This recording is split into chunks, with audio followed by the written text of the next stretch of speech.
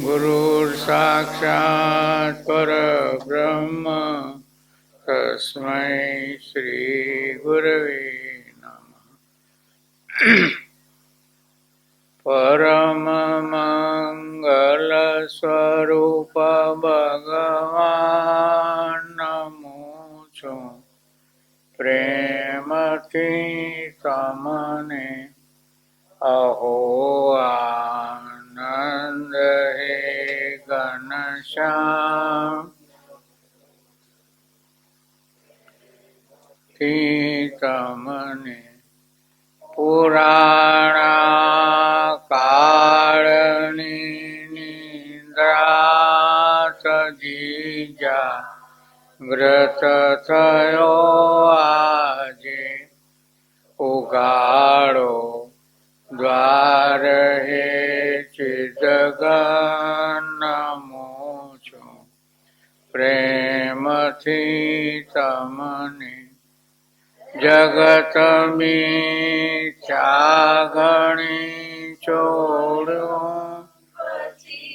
आव्यो प्रभु शरणे बताओ मार्ग हे भगवान नमो छो प्रेमथी तमने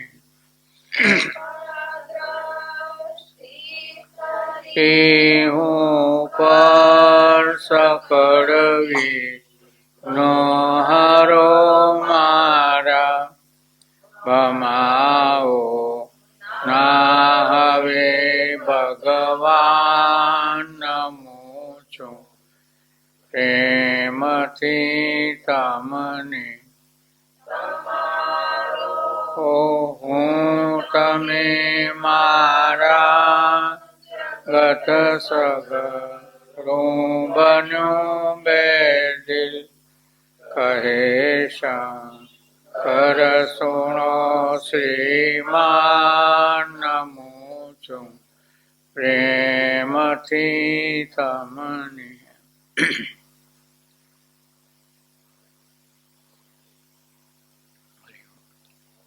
तो आ बाजू सोफो खाली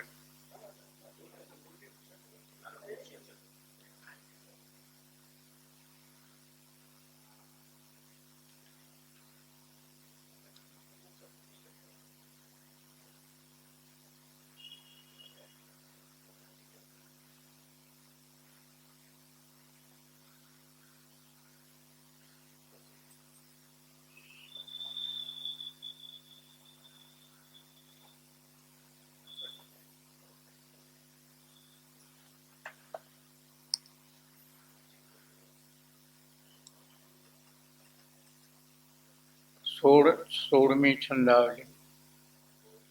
निज आत्म में डट जाए है।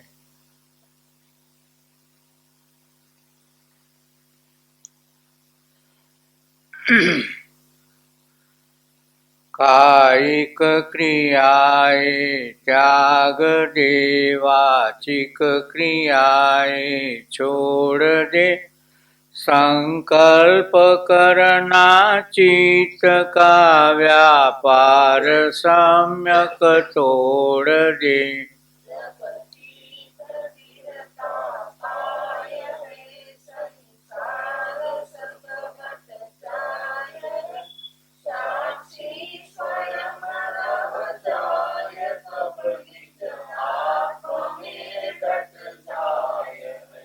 विष सम विषय सब जान कर, शब्दादि में मत राग कर, आत्मा सुधा का पान कर, मत देह में अनुराग कर।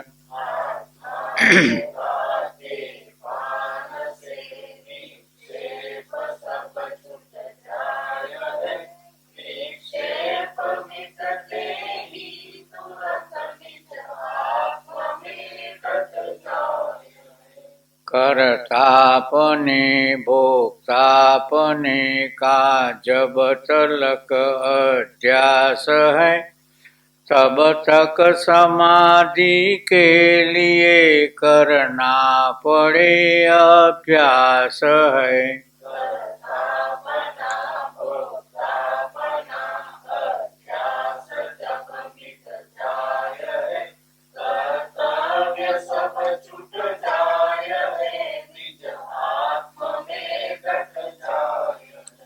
यह ग्राह्य है, यह त्याज्य है, अध्यास ऐसा मत करे। मत हर्ष कर, मत शोक कर, रह सर्व द्वंद्वों से परे।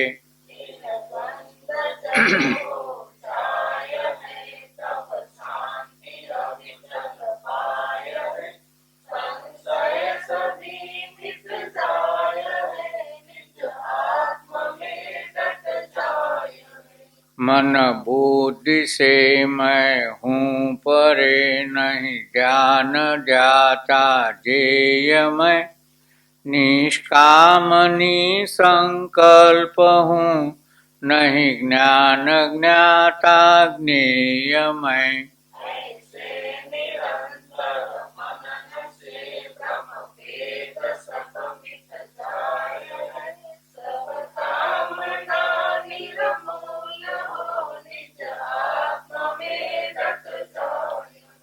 करना न करना कर्म का अज्ञान से सब होय है। तुझ आत्म में बनता नहीं, करना न करना कोय है।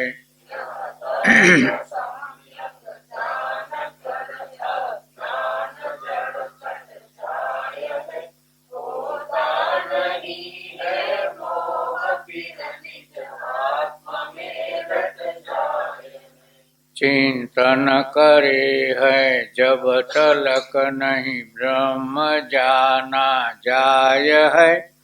चिंतन रहित है ब्रह्म सो, चिंतन रहित ही पाय है।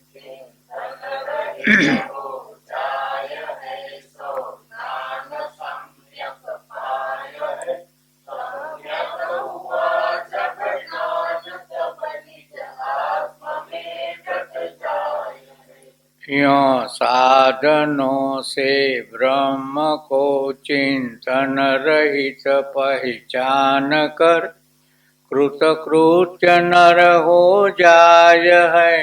ऐसा कहे है प्राज्ञ नर।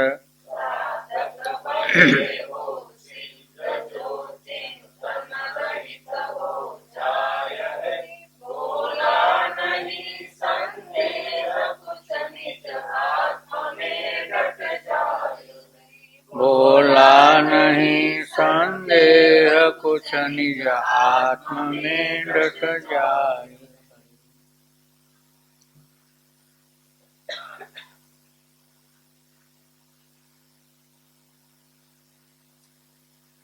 એટલે ભોલા બાબા છંદાવલીમાં ગમે તે છંદાવલી લઈએ આપણે, પણ એમાં દેહાધ્યાસથી છૂટ એમ આપણને ઉપદેશ આપે છે. હવે વેદાંત માર્ગદર્શનનો વિશ્રામ બીજો જોઈએ છે આપણે.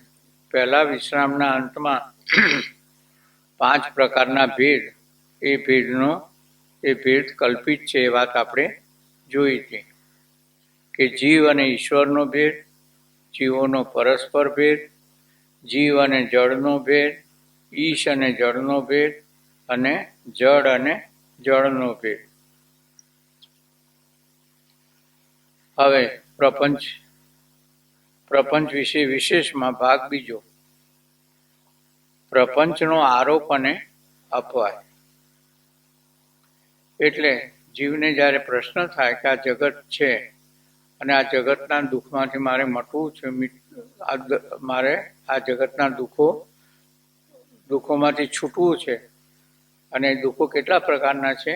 3 પ્રકારના. એ આપણે સવારે જોયું હતું ને કે આપણા બધા દુઃખોનું વર્ગીકરણ શાસ્ત્રમાં 3 પ્રકારના દુઃખોનું માં છે. અધ્યાત્મ, અધિદેવ અને અધિભૂત. બરોબર. હવે એ દુઃખોમાંથી છૂટવા માટે એ શાસ્ત્ર અગર તો કોઈ સંતનો આશરો લે અને એને સીધો સંત એમ જવાબ આપે કે જગત જેવી કોઈ વસ્તુ નથી, જીવ જેવી કોઈ વસ્તુ નથી, તો એને થાય કે આ કંઈક ગડબડ છે, આ કંઈ આપણા મનમાં આવતું નથી, આપણને તો હગી આંખે દેખાય છે, એ જગત મિથ્યા કેવી રીતે હોઈ શકે? આવું થાય ને. એટલે એ કહે છે કે ચલો આપણે સાથે બેસીને વિચાર કરીએ કે આ જગત કેવી રીતે બન્યું. એટલે આ જગતની ઉત્પત્તિ છે ને એ જુદી જુદી રીતે વર્ણવવામાં આવે છે. એટલે શ્રીમદ ભાગવતમાં જોઈએ ને તો 3 જગ્યાએ જગતની ઉત્પત્તિનું વર્ણન આવે છે. એટલે ખરેખર જગત બન્યું નથી, પણ એક આરોપ કરવામાં આવે છે, અને આરોપ કરી અને એનો પછી જ્યારે એની સ્થિતિ થાય, એની સમજણ પાકી થાય, એટલે આરોપનો અપવાદ કરવામાં આવે. એટલે શંકરાચાર્ય ભગવાન કહે છે કે આ આરોપ અપવાદાભ્યામ નિષ્પ્રપંચમ પ્રપંચતે. એટલે જે નિષ્પ્રપંચ છે કે જે ખરેખર કશું બન્યું નથી એનું વર્ણન અગર તો એની સમજૂતી આરોપ અને અપવાદાભાસથી કરે. એટલે બાપુજી કહેતા કે બહેનોને આ સારું ફાવે, ભાઈઓ કરતા બહેનોને બધું સારું ફાવે, કે બધું કરી અને પછી પટું કરી દે, ઘરમાં બધે પટું કરી દે. એટલે બધો જે આરોપ થયો હતો એને અપવાદ કરી દે બધું. એટલે આ પટું કરવું એ અપવાદ. એટલે આ આરોપ અને અપવાદની વાત છે. એટલે આરોપ થયો ત્યારે એમ નહીં સમજવાનું કે આ ખરેખર આમ બન્યું છે અને આપણે હવે છૂટા, આ તો આપણી ભૂલ હતી, આપણે જગતને મિથ્યા જાણતા હતા, એ વાત નથી, એમ થાય ને. એટલે શિષ્ય પ્રપંચ પૂછે છે આપણી વતીથી કે શુદ્ધ બ્રહ્મમાં પ્રપંચનો આરોપ કેવી રીતે થયો? બ્રહ્મ શુદ્ધ છે, બ્રહ્મનું સ્વરૂપ કેવું છે? એને કોઈની સાથે સંગ થઈ શકે એવું નથી, એ નિરવય છે, નિરાકાર છે અને શુદ્ધ છે. તો પછી એમાં અશુદ્ધિ ક્યાંથી આવી? એટલે જવાબ આપે છે ગુરુ કે અનાદિ શુદ્ધ બ્રહ્મમાં અનાદિ કલ્પિત પ્રકૃતિ છે. પ્રકૃતિ કો, માયા કો, અવિદ્યા કો એક જ અર્થ. એ પ્રકૃતિનો બ્રહ્મની સાથે અનાદિ કલ્પિત તાદાત્મ્ય સંબંધ છે. જો અહીંયા એક શબ્દ ખાસ છે, બ્રહ્મની સાથે અનાદિ તાદાત્મ્ય સંબંધ છે, પણ કેવો છે? કલ્પિત છે, એટલે વાસ્તવિક છે નહીં. એટલે માયાનો સ્વીકાર કરવામાં આવે છે, પણ માયા હકીકતમાં છે નહીં. એટલે એ પ્રકૃતિનો બ્રહ્મની એ આ સમજાવવા માટે માયાનો સ્વીકાર કેમ થાય છે કે આ જગત છે તો જગતની ઉત્પત્તિ, અને બ્રહ્મ તો નિષ્ક્રિય, નિરાકાર, નિરવય છે, એનામાં કોઈ કર્મ કરવાની શક્તિ જ નથી ને. નિરાકાર નિરવય હોય એનામાં કોઈ કર્મ કરવાની શક્તિ ના હોય, તો પછી એટલે કે યોગ્યતા ના હોય, શક્તિ કરતા એમાં કોઈ યોગ્યતા નથી, છતાં પણ આ માયાનો આશ્રય લઈ અને બ્રહ્મ કર્મ કરે છે. આ વાત ભગવાન ગીતામાં પણ સમજાવે છે 9મા અધ્યાયમાં કે મયા અધ્યક્ષેણ પ્રકૃતિ સુયતે સચરાચરમ હેતુના નૈવ કૌંતેય જગત વિપરિવર્તતે. એટલે મારી અધ્યક્ષતામાં જ આ માયા બધા કાર્યો કરે છે. અધ્યક્ષતા ને આપણે આમ વૈજ્ઞાનિક રીતે સમજવી હોય તો હાઇડ્રોજન અને ઓક્સિજન, એમાં 2 મોલિક્યુલ હાઇડ્રોજનના અને 2 મોલિક્યુલ ઓક્સિજનના ભેગા થાય તો પાણીમાં રૂપાંતર થાય. બરોબર. હવે એ સીધા તમે આપણે ભેગા કરવા જઈએ તો પાણીમાં રૂપાંતર થશે નહીં. એને પસાર કરવા માટે એક પ્લેટ જોઈએ, એને કેટેલિક એજન્ટ કહેવામાં આવે, કે એ પ્લેટ ઉપરથી પસાર થાય તો જ પછી એનું ઓક્સિજન અને હાઇડ્રોજનનું પાણીમાં રૂપાંતર થાય. આ જે કેટેલિક એજન્ટ છે એ કશું જ કરતું નથી, એના ઉપરથી પેલા વાયુ પસાર જ થાય છે. એટલે આ અધ્યક્ષતા થઈ ને, આ કેટેલિક એજન્ટ શું થયું? અધ્યક્ષતા થઈ ને એની, અને એના હોવાથી જ એમાં થાય છે. પછી રામાયણમાં પણ સીતા માતા હનુમાનજીને સમજાવતા કહે છે कि ये राम तो कुछ करते नहीं, चलते नहीं, टहलते नहीं, मैं ही इनकी अध्यक्षता में यह सब कार्य करती हूँ. એમની અધ્યક્ષતા છે તો જ હું આ કાર્ય બધા કરું છું. બરોબર? એટલે આ સંબંધ એટલે કલ્પિત છે, એટલે કલ્પિત ભેદ અને વાસ્તવિક અભેદ રૂપ છે. એટલે આ સંબંધ એટલે બ્રહ્મ અને માયા એ ભેદ છે, પણ કલ્પિત ભેદ છે. પણ એટલે કલ્પિત ભેદ હોય એટલે વાસ્તવિક અભેદ થયો ને. જે કલ્પિત હોય તો હોય જ નહીં ને.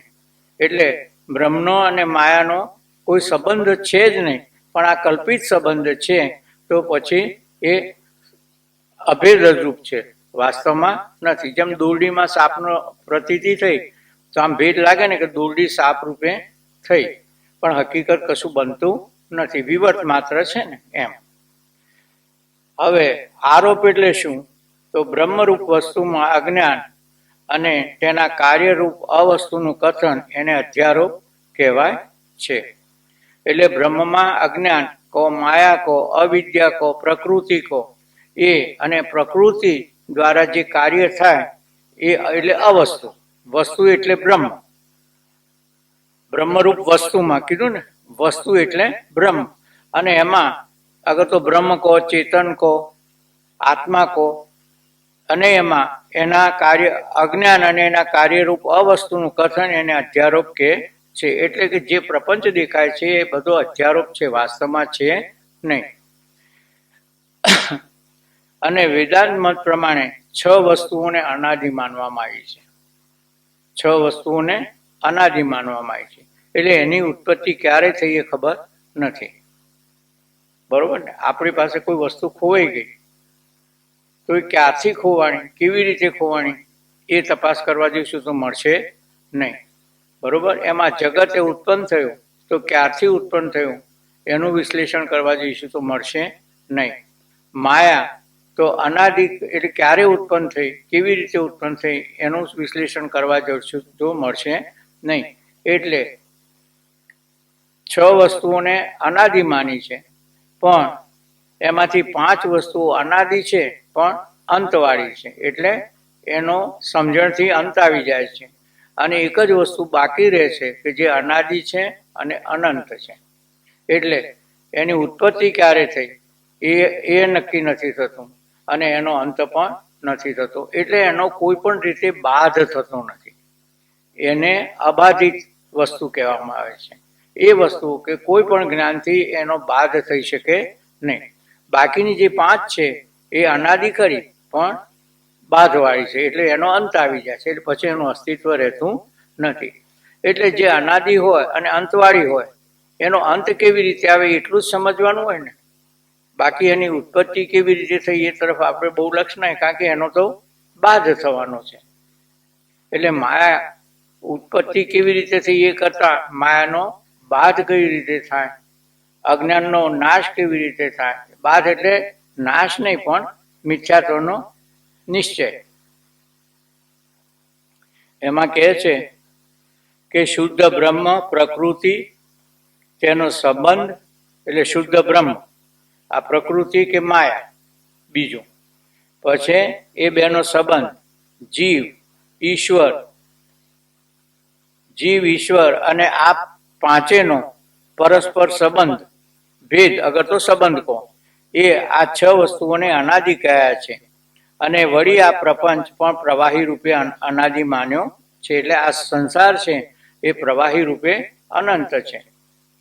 એટલે કે છે વિચાર સાગરના દોહો ઉપર કે છે કે બ્રહ્મ માયા સંબંધરૂ જીવ ઈશ ભેદ તીન ષટ એ અનાદિ સામે બ્રહ્માનંત માનીએ એટલે આમાં 5, 6 માં બ્રહ્મ જ અનાદિ ને અનંત છે. પેલા અનાદિ ખરા પણ એનો અંત આવે છે એટલે શાંત.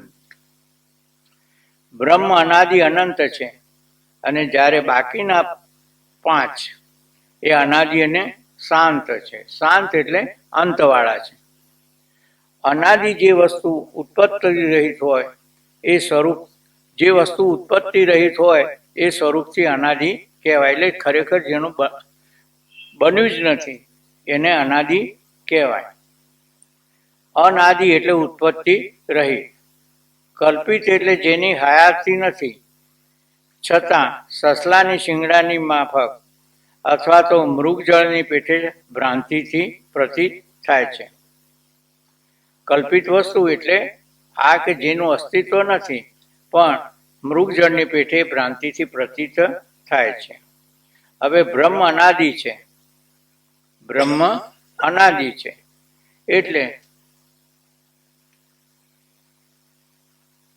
શ્રીમદ ભાગવતમાં જ્યારે પેલી અગ્રપૂજાની વાત આવી ને ભગવાનની, ત્યારે શિશુપાળ ઊભો થઈને ગાળો દે છે ને કે એને તો માએ નથી ને બાપે નથી, એનામાં તો કોઈ ધર્મએ નથી, એનામાં તો કોઈ ગુણએ નથી, આવી ગાળો દે છે.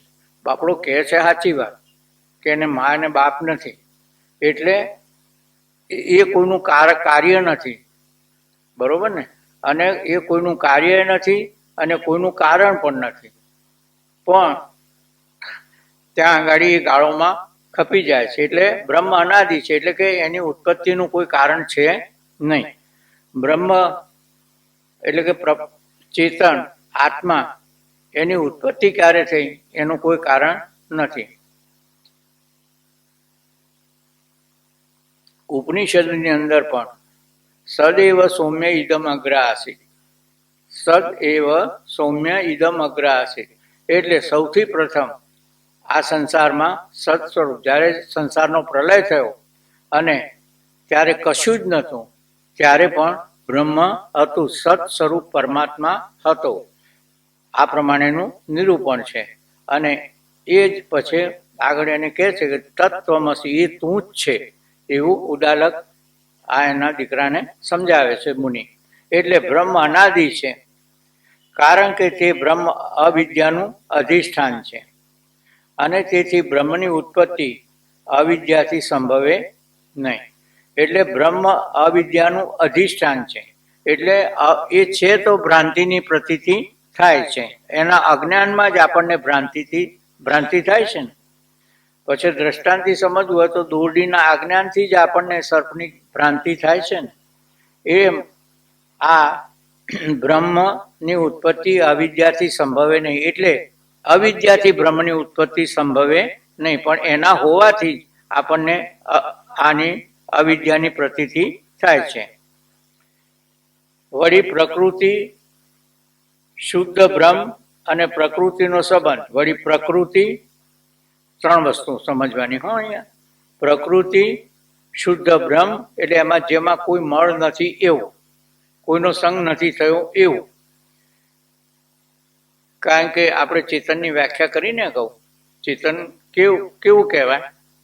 ચેતનની શું વ્યાખ્યા કરી હતી કે જે સર્વને જાણે, પોતાને જાણે, સર્વને જાણે, પણ એને કોઈ જાણે નહીં, એને ચેતન કહેવાય છે. પ્રકૃતિ, શુદ્ધ બ્રહ્મ અને પ્રકૃતિનો સંબંધ. જીવ તથા ઈશ્વર તથા જીવ આદિની સિદ્ધિ તો બ્રહ્મ વિના બની શકતી નથી. માટે બ્રહ્મ અનાદિ છે એટલે કોઈથી ઉત્પન્ન થયું નથી. અવિદ્યા અનાદિ છે. આ જે 5 કીધા ને 6, એમાં અનાદિ છે પણ અંતવાળા છે. એ કેવી રીતે એ સમજાવતા કહે છે કે અવિદ્યા અનાદિ છે કારણ કે બ્રહ્મ નિર્વિકાર છે. તેવા બ્રહ્મથી અવિદ્યાની ઉત્પત્તિ સંભવે નહીં. કારણ કે નિર્વિકાર નિરાકાર હોય એનાથી કઈ ઉત્પત્તિ બને નહીં ને. એટલે બ્રહ્મથી અવિદ્યાની ઉત્પત્તિ સંભવે નહીં.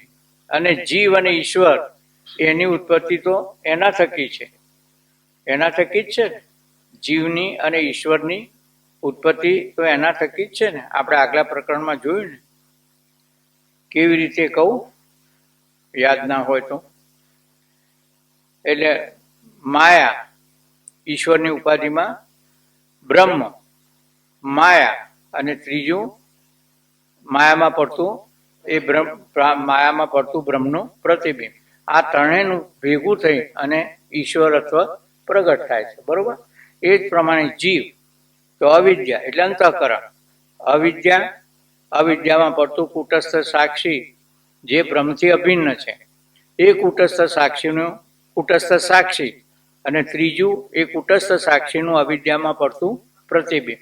આ ત્રણેય વાનામણી એટલે જીવપણું પણ એના થકી જ થયું ને, અને એમ ઈશ્વરપણું પણ એના થકી થયું. એટલે એનાથી જ ઉત્પત્તિ થાય નહીં ને.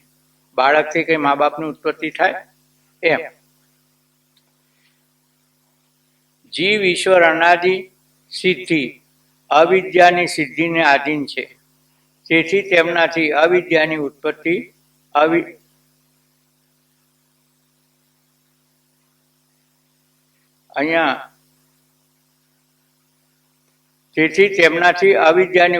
સંભવે નહીં. એટલે અવિદ્યા અનાદિ છે, કારણ કે બ્રહ્મ નિર્વિકાર છે અને તેવા બ્રહ્મથી અવિદ્યાની ઉત્પત્તિ સંભવે નહીં.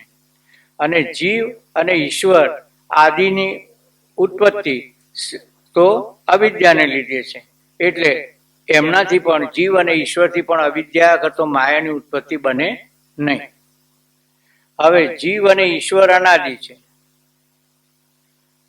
કારણ કે કેવળ બ્રહ્મથી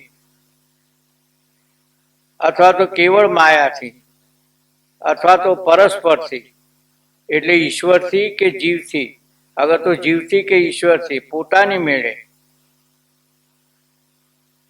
ઈશ્વર તથા જીવની ઉત્પત્તિ સંભવતી નથી. એટલે ફરીથી આપણે સમજીએ કે જીવ અને ઈશ્વર કેવા છે? અનાદિ છે. હવે એમાં કેવળ બ્રહ્મથી અગર તો કેવળ માયાથી અથવા તો પરસ્પરથી એટલે કે જીવથી અગર તો ઈશ્વરથી અથવા તો પોતાની મેળે એટલે એકલા બ્રહ્મથી બનતી નથી ઉત્પત્તિ, અગર તો એકલી માયાથી એકલા ઈશ્વરથી પણ જગતની ઉત્પત્તિ બનતી નથી અને એકલી માયાથી પણ બનતી નથી. બંનેના સંયોગથી થાય છે ને. અથવા પરસ્પરથી એટલે જીવ અને ઈશ્વરથી કે ઈશ્વર અને જીવથી, એ બંનેથી પણ પરસ્પરથી પણ આ ઉત્પત્તિ બનતી નથી. ઈશ્વર તથા જીવની ઉત્પત્તિ સંભવતી નથી. અને અવિદ્યા તથા ચેતનના સંબંધથી સંબંધની સિદ્ધિ જ ઈશ્વર અને જીવની સિદ્ધિ છે. તે સંબંધ પોતે પણ અનાદિ છે. તેથી તેનાથી પણ ઈશ્વર તથા જીવની ઉત્પત્તિ સંભવે નહીં. માટે ઈશ્વર તથા જીવ અનાદિ છે. એટલે એની ઉત્પત્તિ કેવી રીતે થઈ એ શક્ય નથી. હવે પાંચમું, અવિદ્યા અને ચેતન. અવિદ્યા તથા ચેતનનો સંબંધ પણ અનાદિ છે. એટલે કારણ કે બ્રહ્મ અને અવિદ્યા અનાદિ છે અને એ બંનેનો સંબંધ તાદાત્મ્ય સંબંધ પણ અનાદિ છે. એટલે આ વાત સમજાવતા શિવાનંદ સરસ્વતી કરીને જે થઈ ગયા ઋષિકેશમાં, કે ઈશ્વરને એટલે કે ચેતનને પ્રગટ થવું હોય તો માયાનો આશ્રય લેવો પડે, અને માયાને જો જીવતું રહેવું હોય તો એને બ્રહ્મનો આશ્રય લેવો પડે. સ્વતંત્ર રીતે ચેતન છે એને આ જગતમાં કર્મ કરવા માટે કોઈ કર્મ કરવા માટે પ્રગટ થવું હોય તો એને માયાનો આશ્રય લેવો પડે. અને માયાને જીવતું રહેવું હોય એટલે માયાનું અસ્તિત્વ રાખવું હોય તો એને બ્રહ્મનો આશ્રય એટલે કે બ્રહ્મની સત્તાને સ્ફૂર્તિ લેવી પડે. અને આ વાત આપણે ભાગવતમાં સમજીએ છીએ ને, ખ્યાલ છે? કૃષ્ણ જન્મ વખતે 7મામાં કહે છે ને ભગવાન માયાને બોલાવીને કે તું જા અને હું આવું છું. એટલે કથા એમ છે કે બાળકી આવી અને પછી ભગવાન આવ્યા, પણ એટલે માયાનો સ્વીકાર થયો તો પછી જે નિર્ગુણ નિરાકાર નિરવય તત્વ હતું એ સગુણ સાકાર રૂપે લઈ અને આ જગતમાં કૃષ્ણ રૂપે પ્રગટ થયા. એટલે એને પ્રગટ થવું હોય તો માયાનો આશરો લેવો પડે, અને માયાને જીવતી રહેવું હોય તો એને બ્રહ્મનો આશરો લેવો પડે. કારણ કે બ્રહ્મ અને અવિદ્યા અનાદિ છે, તેથી બંનેનો તાદાત્મ્ય સંબંધ પણ અનાદિ છે. ઈશ્વર આદિ ત્રણેયની સિદ્ધિ એટલે ઈશ્વર, માયા અને જીવ આદિની સંબંધી પણ આ સિદ્ધિને આધીન છે. માટે તેમનાથી આ સંબંધની ઉત્પત્તિ સંભવે નહીં. માટે અવિદ્યા અને ચેતનનો સંબંધ અનાદિ છે. એટલે આ સંબંધ છે એ અનાદિ છે, પણ અંતવાળો છે. આ પાંચેયનો પરસ્પર ભેદ પણ અનાદિ છે. કારણ કે તેઓ પોતપોતાની ઉત્પત્તિ માને તો આત્માશ્રય દોષ આવે. હવે પોતે પોતાની રીતે પોતાની ઉત્પત્તિ થઈ એવું માને તો આત્માશ્રય દોષ આવે. ખબર છે? એટલે આત્માશ્રય દોષ એટલે આપણે કહીએ કે હું મારા ખભા ઉપર બેસી અને નદી કિનારે ગયો, આ બને ખરું?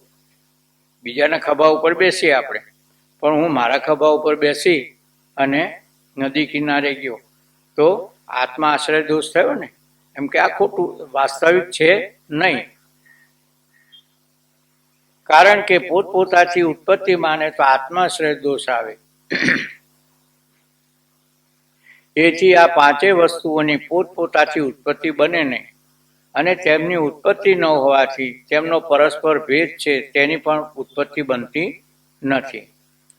આ પ્રમાણે આ છ વસ્તુઓની ઉત્પત્તિ નથી, તેથી તેમને સ્વરૂપથી અનાદિ કહી છે.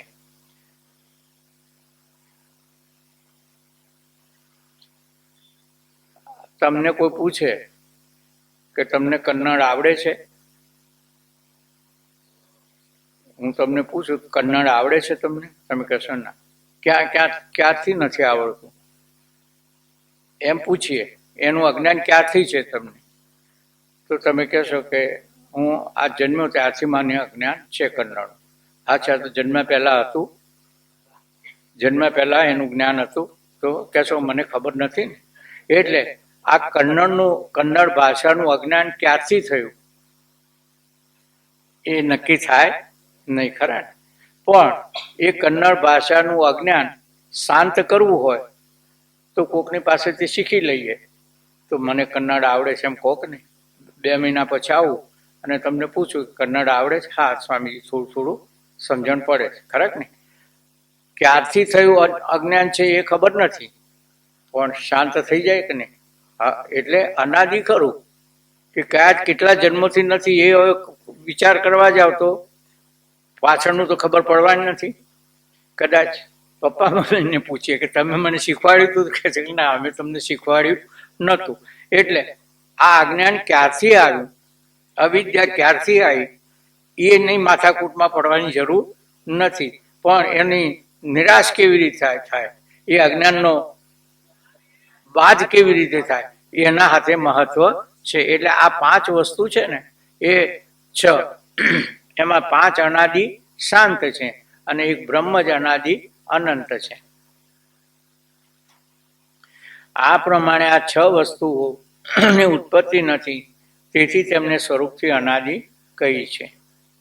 હવે માયા, અવિદ્યા તથા તમ પ્રધાન પ્રકૃતિ, એટલે માયા, અવિદ્યા અને તમ પ્રધાન એમ પ્રકૃતિ પણ 3 પ્રકારની છે.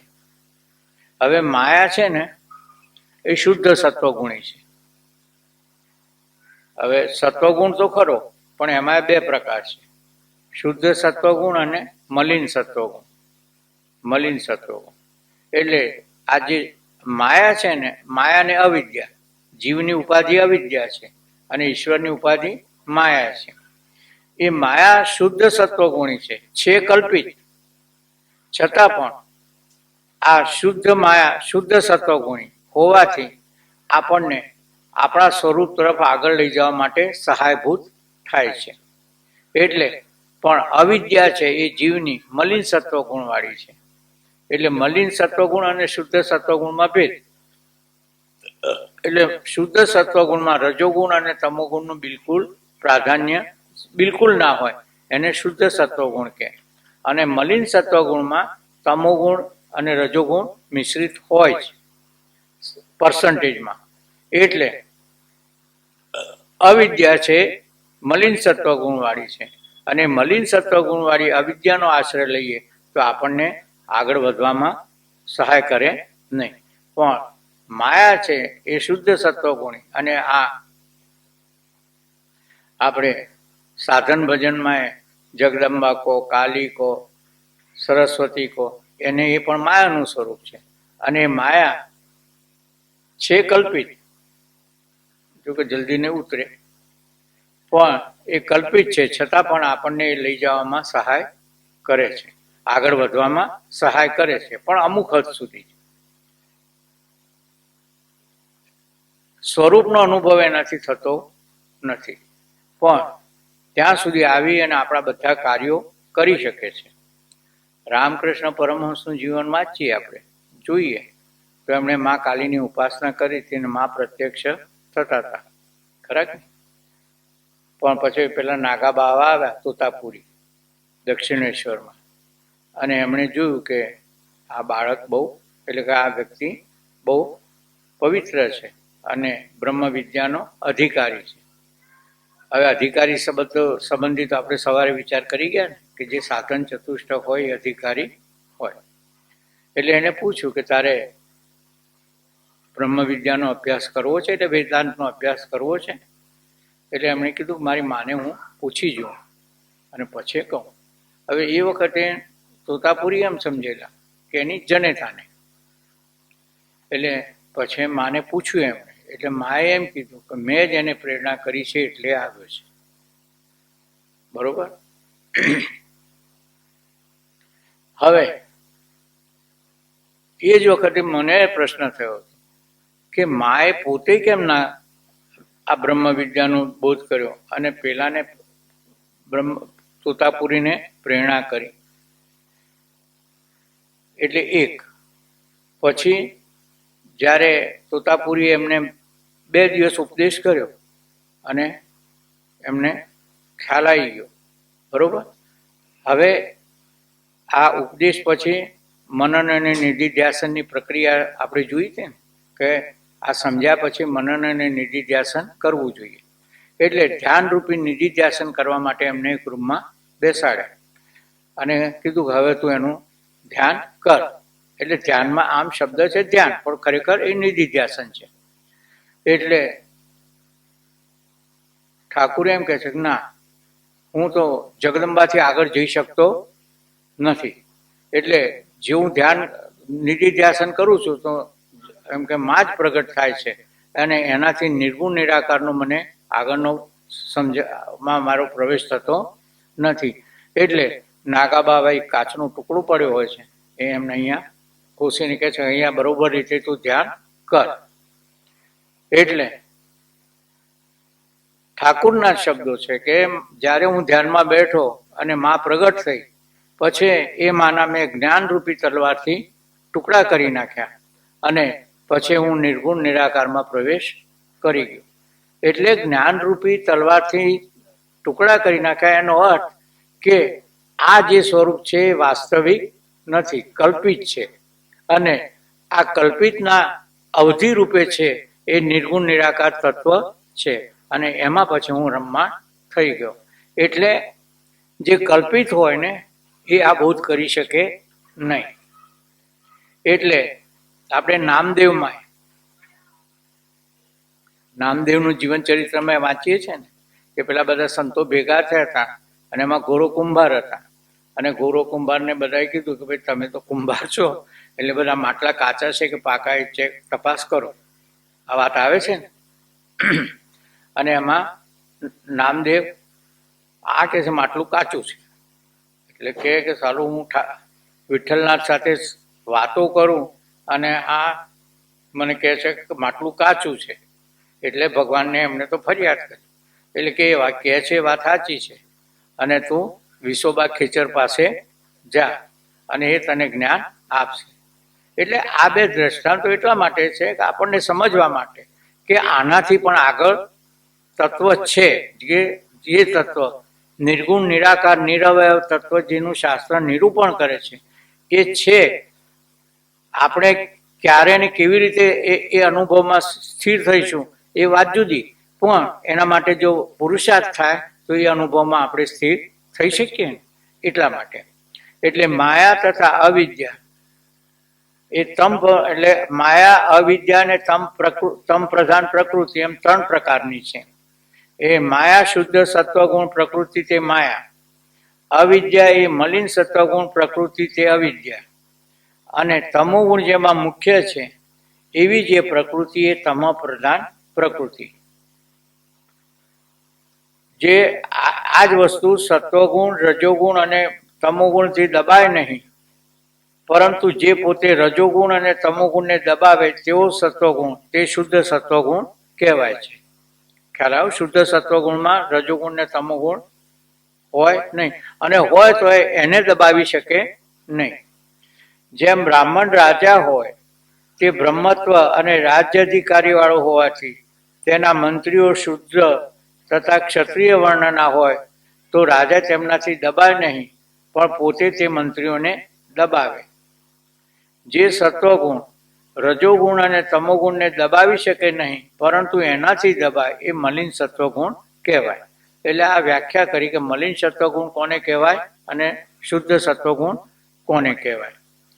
જેમ શુદ્ર વર્ણના 2 રાજકુમારો હોય અને મંત્રી બ્રાહ્મણ હોય તો રાજસત્તાથી તે શુદ્ર કુમારો બ્રાહ્મણ મંત્રીને દબાવે છે તેમ. હવે ઈશ્વર તથા જીવ, હવે ઈશ્વર અને જીવની તો આપણે વ્યાખ્યા કરી લીધી, ફરીથી એને સમજાવે છે. માયા મે આભાસ અધિષ્ઠાન અરુમાયા મીલ ઈશ સર્વજ્ઞ જગ હેતુ પહેચાનીએ. એટલે માયામાં બ્રહ્મનું પ્રતિબિંબ અને અધિષ્ઠાન બ્રહ્મ અને માયા એ 3 મળીને જગત કરતા સર્વજ્ઞ ઈશ્વર કહેવાય છે. એટલે અહીં માયા શબ્દથી અહીંયા કીધું ને કે માયામાં બ્રહ્મનું પ્રતિબિંબ, તો અહીંયા માયા શબ્દથી માયા તથા તમ પ્રધાન પ્રકૃતિ એ બંને સમજવાના. તેમાં માયા ઉપાધિ વડે, હવે માયા ઉપાધિ વડે ઈશ્વર જગતનું નિમિત્ત કારણ છે. હવે જો આ જરા નિમિત્ત કારણ અને ઉપાદાન કારણ સમજવાનું છે ને. નિમિત્ત ઘડો હોય, અરે માટી હોય તો એમાંથી ઘડો બને, બરોબર ને? પણ માટીમાંથી એમનેમ ઘડો બને? એને બનાવવા માટે કુંભાર જોઈએ ને. તો માટી એ ઉપાદાન કારણ છે અને ઘડો છે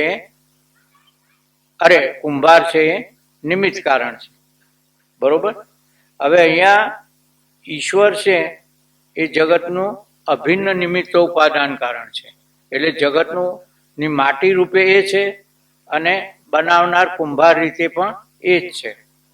હવે આ કાર્ય કેવી રીતે થાય છે? તો એ કહે છે કે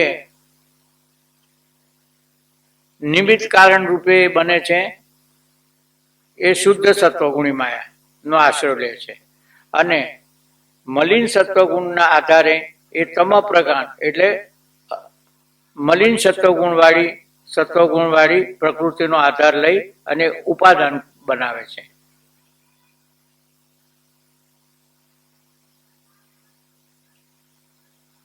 આપણે જગતની ઉત્પત્તિની વિશે વાત કરી હતી ત્યારે સમજ્યા હતા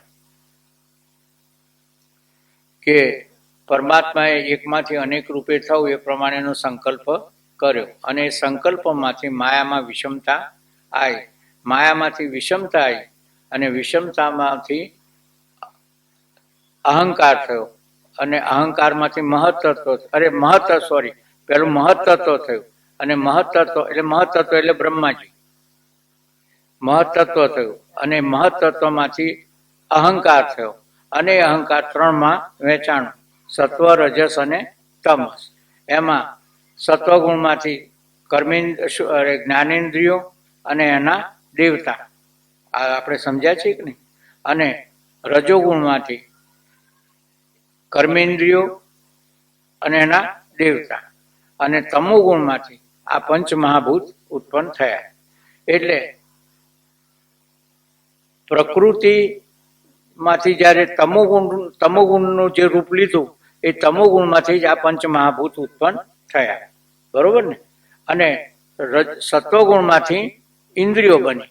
એમ અહીંયા શું કહે છે કે માયા શબ્દથી માયા તથા તમ પ્રધાન પ્રકૃતિ જે ઈશ્વરની ઉપાધિ છે એ બંને સમજવા. એટલે માયા શબ્દથી માયા અને તમ પ્રધાન, કારણ કે એમાં ત્રણ કીધું ને કે માયા, અવિદ્યા અને તમ પ્રધાન પ્રકૃતિ એ ત્રણ પ્રકારની છે. આગળ કીધું ને એમાં માયા અને તમ પ્રધાન પ્રકૃતિ એ બંને સમજવા.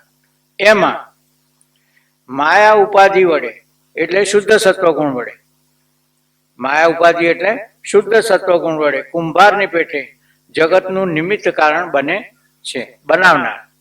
અને તમ પ્રધાન પ્રકૃતિ એટલે એની અંદર રજોગુણ અને તમોગુણ ભળેલા છે. એવી ઉપાધિથી ઈશ્વર જગતનું ઉપાદાન કારણ બને છે, એટલે માટી બને છે. એટલે નિમિત્ત અને માટી એ બંને જુદા જુદા ભાવો ધારણ કરે છે ત્યારે જે ઉપાદાન કારણ અને નિમિત્ત કારણ બને છે. એટલે આ વાંચતા આવીએ ત્યારે પછી જલ્દી મગજમાં બેસે નહીં, એટલા માટે આ જરા વિશેષણ કર્યું. આવી ઉપાધિને લીધે ઈશ્વર જગતનું અભિન્ન નિમિત્ત ઉપાદાન કારણ કહેવાય છે. એટલે ઈશ્વર છે એ કેવું છે? આ જગતનું અભિન્ન નિમિત્ત ઉપાદાન કારણ. એટલે માટી એ છે ને કુંભારે એ છે. એટલે તો પછી આ કારણ હોય એ કાર્યથી અળગું થઈ શકે? એક સ્ટેપ આગળ જઈએ. કારણ હોય એ કાર્યથી અળગું થઈ શકે? સોનું કારણ છે અને બંગડી, વીંટી એ કાર્ય છે, તો એ કાર્યથી સોનું અળગું થઈ શકે? એમ ના લો. તો માટી અને ઘડો, તો ઘડો એ કાર્ય છે અને માટી એ કારણ છે. તો ઘડો અને માટી અલગ થઈ શકશે? એટલે જ્યાં જ્યાં અડશું ત્યાં માટી જ છે, પણ આપણને નામરૂપમાં આપણી દ્રષ્ટિ જાય છે એટલે આપણે હાથ ફેરવીએ છીએ ઘડાને, એમ મનમાં થાય. એમ જો એ જ વસ્તુ છે તો આ જગતમાં જે કંઈ પ્રતીતિ થાય છે એ બધું ઈશ્વર જ છે ને. અને પછી એના અંતર્ગત હું એ છું, તો પછી જ્યાં જ્યાં મળું છું, જ્યાં જ્યાં વ્યવહાર કરું છું એ બધું મારી સાથે જ કરું છું ને. એટલે આ જે ભેદ હતો એનો અભેદ સમજણથી થઈ ગયો કે નહીં? એમ સમજાવતા કહે છે કે આવી ઉપાધિને લીધે ઈશ્વર જગતનું અભિન્ન નિમિત્ત ઉપાદાન કારણ છે. मलिन सत्व अज्ञान में जो चेतन आभास अधिष्ठान युक्त जीव सो करत कर्म फल आस. એટલે મલિન સત્વ પ્રધાન અવિદ્યામાં હવે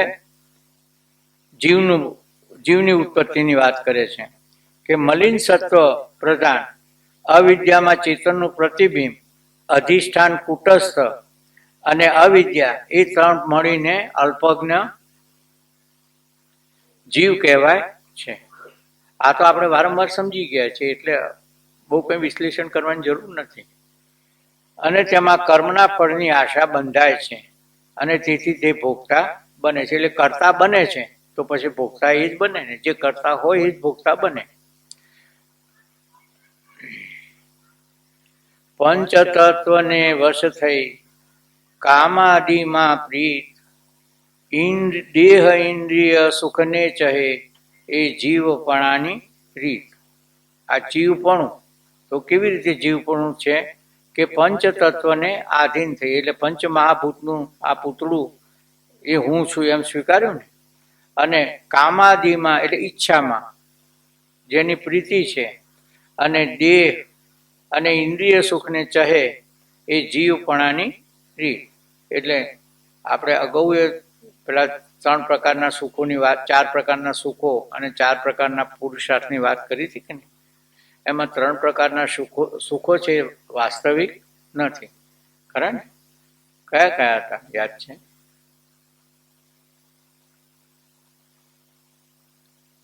એક જણ તો બોલો. એવું છે એટલે રૂપિયો આલો તો હું 10 આલું, બાકી એટલે દેહનું સુખ, મનનું સુખ અને પ્રાણનું સુખ હવે આવી ગયું. અને ચોથું છે આત્માનું સુખ. એટલે ઇન્દ્રિયો અને વિષયના સંબંધથી જે સુખ થતા એ આ 3 સુખ છે, અને ઇન્સ્ટન્ટ છે.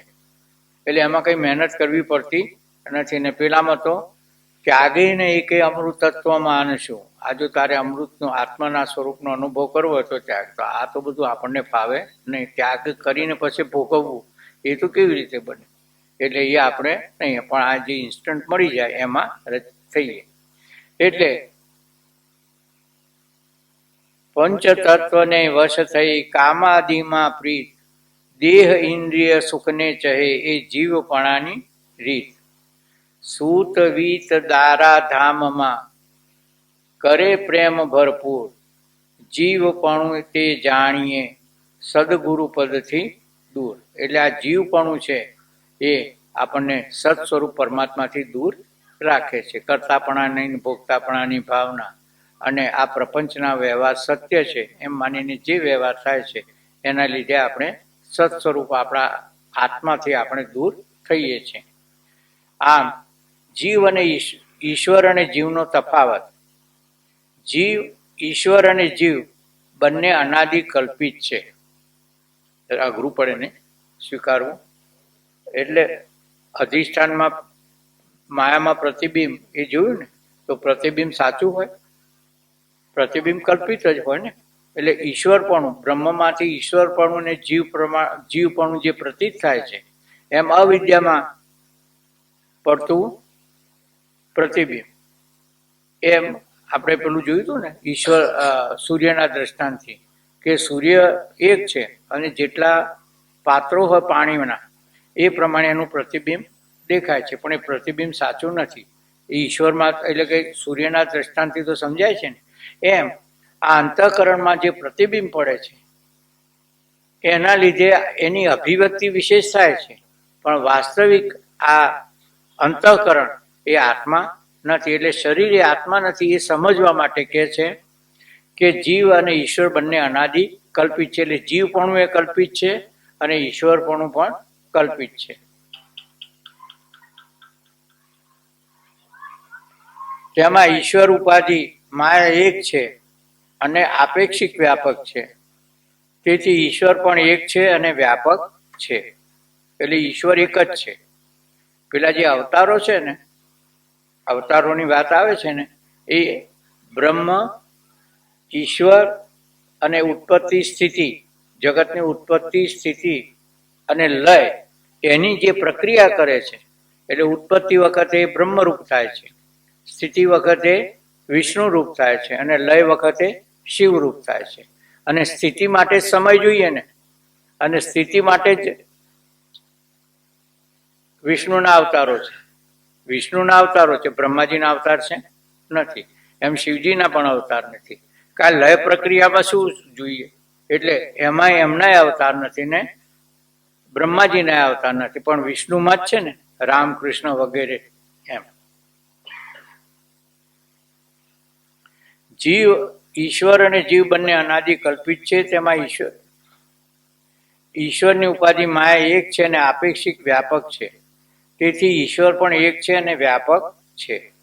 અને જીવની ઉપાધિ અવિદ્યા જુદી જુદી છે અને પરિચ્છિન્ન છે. તેથી જીવ પણ જુદા જુદા અને પરિચ્છિન્ન છે. કારણ કે અંતઃકરણ અગર તો અવિદ્યા જુદી જુદી છે ને, મારું અંતઃકરણ, તમારું અંતઃકરણ, અને એ અંતઃકરણમાં પડતું ચેતનનું પ્રતિબિંબ પ્રમાણે તમારું જેવું અંતઃકરણ હશે આપણું. એટલે જુદા જુદા અંતઃકરણોમાં જે પ્રકારનું અંતઃકરણ હશે એ પ્રકારનું આપણને જગતનું જ્ઞાન થશે. બરોબર? એટલે આપેક્ષિક વ્યાપકતા. હવે આપેક્ષિક વ્યાપકતા શું, કેવી રીતે? વ્યાપક ખરું પણ આપેક્ષિક. હવે પંચ મહાભૂત થયા તો પૃથ્વી છે અને એનું ઉપાદાન કારણ જળ છે. બરોબર? તો પૃથ્વી કરતા જળ 10 ગણું વ્યાપક છે. બરોબર ને? એટલે પૃથ્વી કરતા જળ 10 ગણું છે. એટલે પૃથ્વીની સરખામણીમાં જળ વ્યાપક ખરું ને, આપેક્ષિક. પણ પૃથ્વીની જળની ઉત્પત્તિ શેમાંથી થઈ છે? તેજમાંથી. તો તેજ કરતા એટલે જળ કરતા તેજ એનાથી 10 ગણું વ્યાપક છે. તો ત્યાં આગળ કોણ વધારે વ્યાપક થયું? અગ્નિ વ્યાપક થયો ને. તો પછી જળની જે વ્યાપકતા કીધી આપણે, તો એ પૃથ્વીની સરખામણીમાં વ્યાપક છે. એટલે આપેક્ષિક વ્યાપક છે. આના પૃથ્વીના આધારે વ્યાપક છે, પણ ચેતન અગ્નિના આધારે એ વ્યાપક ના કહેવાય, અગ્નિ વ્યાપક કહેવાય ને. એમ આપેક્ષિક વ્યાપકતા એટલે શું? એમ એક જ વસ્તુ બીજી વસ્તુની સરખામણીમાં બહુ મોટી લાગે, પણ તેની તે જ વસ્તુ ત્રીજીની સરખામણીમાં નાની લાગે, તો તે પહેલી વસ્તુને આપેક્ષિક વ્યાપકતા કહીએ છીએ. વાત બેઠી? જેમ આપણી પાસે 3 વસ્તુ છે, એક આની, 1 રૂપિયો ને 1 ગીની. એમાં 1 રૂપિયો એ 1 આનીની સરખામણીમાં મોટો અને ગીનીની સરખામણીમાં નાનો ને. પણ તે બેની સરખામણીમાં વ્યાપક મોટો, પણ તેથી તેને બેની સરખામણીમાં વ્યાપક મોટો કહીએ, પરંતુ ગીનીની સરખામણીમાં એ બહુ નાનો છે, માટે રૂપિયાની આપેક્ષિક વ્યાપકતા છે. એ જ પ્રમાણે આ પૃથ્વીની વાત કરી, એ વાત આપણે જોઈ ગયા. તે જ પ્રમાણે પૃથ્વી આદિકની અપેક્ષાએ માયાને વ્યાપક કહીએ છીએ. એટલે માયા વ્યાપક છે તો એ પૃથ્વી આદિની અપેક્ષાએ આ પંચ મહાભૂત એમાંથી ઉત્પન્ન થયા ને. એટલે પંચમહાભૂતની અપેક્ષાએ માયા વ્યાપક છે, પણ ઈશ્વર બ્રહ્મની અપેક્ષાએ એ વ્યાપક નથી. બ્રહ્મને આવરણ કરી શકતી નથી. એ આવરણ કરે છે આપણા અંતઃકરણ ઉપર, અને પછી આપણને એનો અનુભવ થવા દેતી નથી. આમ તો એવું કહેવાય કે સ્વ આશ્રય સ્વ વિષય દોષ. જે જેના આશ્રય રહે એને ઢાંકે. આ કપડું આપણા આશ્રય રહે છે તો આપણા શરીરને ઢાંકે છે કે નહીં? એમ માયા બ્રહ્મના આશ્રય રહે તો બ્રહ્મને ઢાંકે, પણ અહીંયા એ બનતું નથી. કારણ કે માયાની આપેક્ષિક વ્યાપકતા છે. એટલે બ્રહ્મને ઢાંકતી નથી, પણ જીવના અંતઃકરણને આચ્છાદિત કરી દે છે. એ જ પ્રમાણે પૃથ્વી આદિની અપેક્ષાએ માયાને વ્યાપક કહીએ, કારણ કે માયાનો વિસ્તાર અધિક પ્રદેશમાં થયેલો છે, પણ બ્રહ્મની સરખામણીમાં માયા પરિચ્છિન્ન છે, માટે માયાને આપેક્ષિક વ્યાપક કહી. હવે જીવ અને ઈશ્વરનો ભેદ અનાદિ અને કલ્પિત છે. એટલે હવે આ જે ઉપાધિઓની સરખામણીમાં લઈને કે આપણે સવારે જોયું હતું ને, ઉપાધિઓ વાચ્યાર્થ અને લક્ષ્યાર્થ. એ વાચ્યાર્થને લઈને જો સરખામણી કરવા જઈએ તો મેળ પડશે નહીં. એટલે વાચ્યાર્થનો ત્યાગ કરવો પડે ને. આપણે સવારે જોઈ લીધું હતું ને, કેટલા હતા એમાં મુદ્દા? વાચ્યાર્થમાં જીવ અને ઈશ્વરના પાના ફેરો છો ને, 11 હતા. 3 દેહ, 3 પછી હવે 3 દેહ,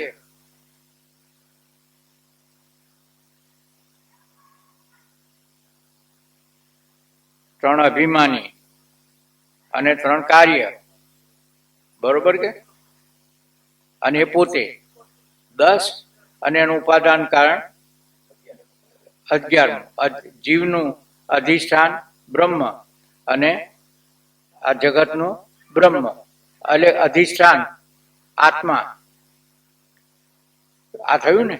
તો એમાંથી 10 નો નિષેધ કરો, આમાંથી 10 નો નિષેધ કરો, અને પેલામાંથી 10 નો નિષેધ કરો, તો કુટસ્થ સાક્ષી આત્મા એ લક્ષ્યાર્થે બ્રહ્મરૂપ જ છે, અને ઈશ્વર તો બ્રહ્મરૂપ છે જ. એટલે આ બંનેની એકતા થાય કે નહીં એમ.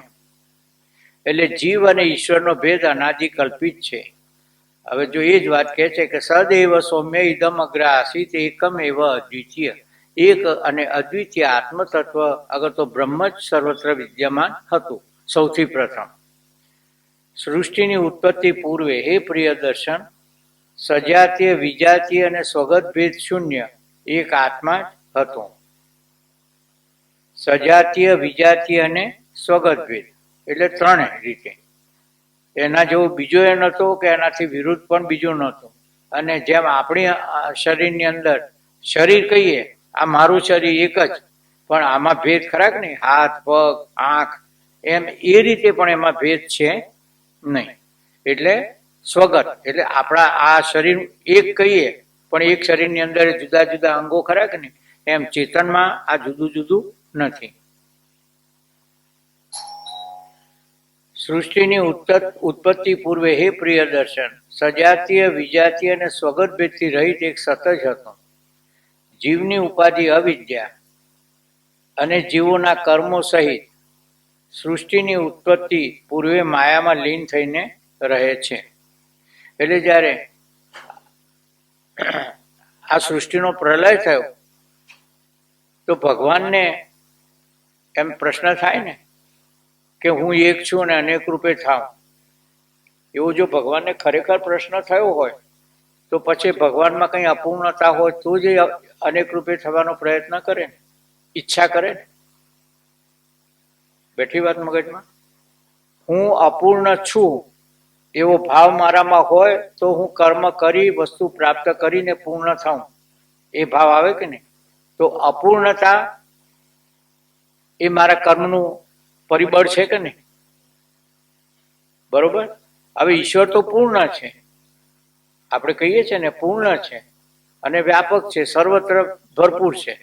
જે પૂર્ણ હોય એને ઈચ્છા કેવી રીતે થાય કે હું જગત રૂપે થઉં? જો જગત રૂપે થવું ને એમાં રમવાની ઈચ્છા થઈ તો એનામાં કંઈક અપૂર્ણતા છે એવું સિદ્ધ થાય કે નહીં. પણ હકીકત ઈશ્વર અનેક રૂપે થવા માગે છે, એના પાછળનું કારણ એની અપૂર્ણતા નથી. પણ જેમ આપણે નિંદ્રામાં લય પામીએ છીએ, ઊંઘી જઈએ છીએ, ત્યારે આપણને કશું થતું નથી, પણ એમાં અજ્ઞાન બીજ રૂપે હોય છે ને, અને એ અજ્ઞાનના સંસ્કારો આપણને ઉઠાડે છે, ખરાક ને બીજે દિવસે. અને નહીતર જો એ અજ્ઞાન બીજ રૂપે ના હોય તો પછી આપણાથી ઉઠવાનું બને નહીં. એ આનંદમાં ગરકાવ જ રહીએ, પેલા મગરમચ્છની માફક. એને ઉઠવાનું મન થાય નહીં, પણ એ અજ્ઞાન બીજ રૂપે હતું તો જ આપણને ઉઠવાની ઈચ્છા થઈ.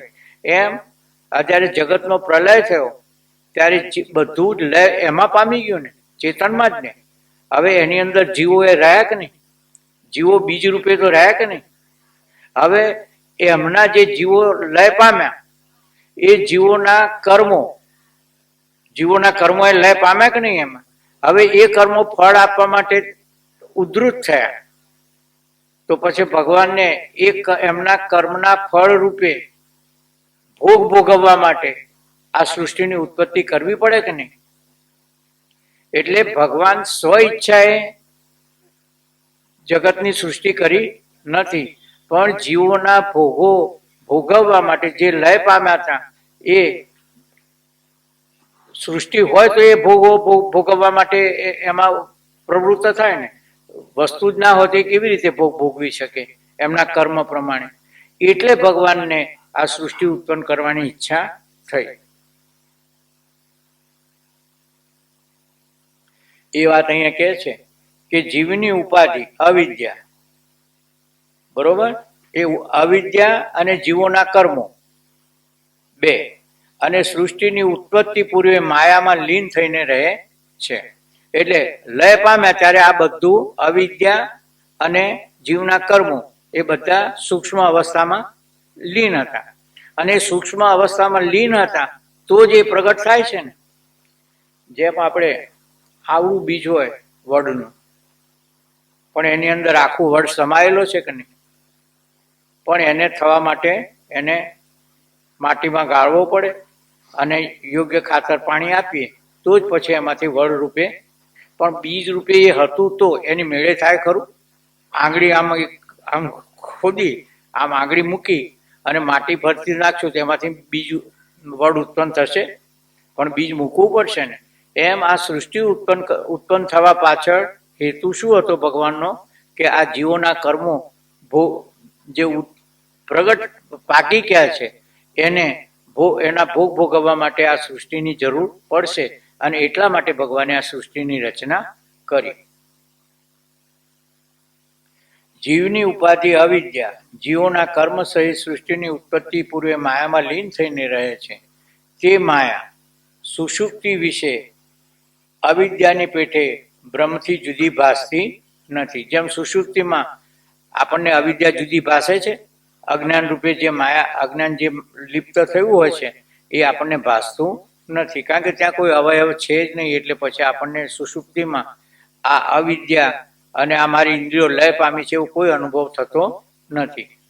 માટે સૃષ્ટિની ઉત્પત્તિ પહેલા એક જ સચ્ચિદાનંદ બ્રહ્મ જ હતું. जिनके पूर्व सृष्टि कर्म अनुसार ईश ઈચ્છા હોય જીવ ભોગ જગ ઉપજાઈએ. એટલે જે બ્રહ્મને સૃષ્ટિના આરંભમાં જીવોના પરિપક્વ થયેલા કર્મરૂપ નિમિત્તથી જીવોના ભોગ માટે એકો હમ બહુ શ્યામ, વાત બેઠી હવે બરોબર, એકો હમ બહુ શ્યામ એટલે હું એક છું અને અનેક રૂપે થઉં એવી ઈચ્છા થઈ. એટલે ઈશ્વરને ચેતનને બ્રહ્મને હું એકથી અનેક રૂપે થાઉં એ ઈચ્છા કેમ થઈ? તો આ કારણ હતું, એને પોતાને જગતમાં રમવાની અગર તો અપૂર્ણતા એવું કંઈ ભાવ નહોતો. આ ઈચ્છા થતા બ્રહ્મની માયામાં ક્ષોભ થયો અને એમાં ક્ષોભ થયો એટલે વિષમતા આવી. આપણે આમ શાંત સુતાઈએ આમ સ્થિર રહીને, પણ જ્યાં સુધી કોઈ સંકલ્પ નહીં થયો હોય ત્યાં સુધી આપણામાં કોઈ ક્ષોભ થશે, વિષમતા નહીં આવે. આમ આરામથી સુતાઈશું, પણ મારે આ કામ કરવું છે એવો જો નિર્ણય થયો તો તરત ઘડી ક્ષોભ થશે અને પથારીમાંથી તો જ્યાં બેઠા છું ત્યાંથી ઊભા થઈને આપણે કર્મમાં, એટલે એ જે ક્ષમતા હતી એમાં વિષમતા આવી કે નહીં. એ જ પ્રમાણે આ ઈચ્છા થતા બ્રહ્મની માયામાં ક્ષોભ થયો. એટલે જે આ માયા ભગવાનને આશ્રય હતી એમાં ક્ષોભ થયો અને એમાંથી પછી આ બધું ઉત્પન્ન થયું. એટલે પ્રકૃતિમાં માયામાં ક્ષોભ થયો અને આ જગતની ઉત્પત્તિ થઈ. અને એથી પહેલા સૌથી પહેલા જે ક્ષોભ થયો એમાં સૌથી પહેલા જે બે વસ્તુ થઈ કે આ બાજુ મહત્તત્વ થયું, પણ એક ક્ષોભથી વિષમતા આવી અને એમાંથી એક ધ્વનિ ઉઠ્યો, ખરા ને? અને એ ધ્વનિ કયો હતો? ઓમ. બરોબર. હવે ઓમને શું કહેવાય છે? અનાહત. ઓમનું બીજું નામ છે અનાહત. અનાહત એટલે શું? કોઈ પણ ધ્વનિ ઉઠવા માટે બેનો સંપર્ક થવો જોઈએ ને. કોઈ પણ ધ્વનિ લો તમે તો એ ધ્વનિ માટે બેનો સંપર્ક થાય તો જ ધ્વનિ થાય ને. પણ અહીંયા આ જે ધ્વનિ થયો એમાં કોઈ સંપર્ક થયો નથી, ફક્ત માયામાં વિષમતા આવી અને વિષમતામાંથી મહત્તત્વ થયું. એ બધી એ પ્રક્રિયા થઈ, પણ આ બાજુ ઓમનો ધ્વનિ થયો. એટલે આ સૃષ્ટિ આ બાજુ સૃષ્ટિ ઉત્પન્ન થઈ, આ બાજુ ચેતન અવિનાશી બ્રહ્મ છે, નિર્ગુણ નિરાકાર. આ બંનેની મધ્ય કડી કઈ છે? ઓમકાર. એટલે આ તત્વનો અનુભવ કરવો હોય આપણે તો આ જગ્યાએ આવીએ, આ ઓમકારના ધ્વનિની, તો આ બંનેને જોડતી કડી છે ને. સ્પષ્ટ આવ્યું મગજમાં કે સૃષ્ટિ સગુણ સાકાર સૃષ્ટિ લો અને આ નિર્ગુણ નિરાકાર, એ બંનેને જોડતી કડી છે ઓમકાર છે. અને જ્યારે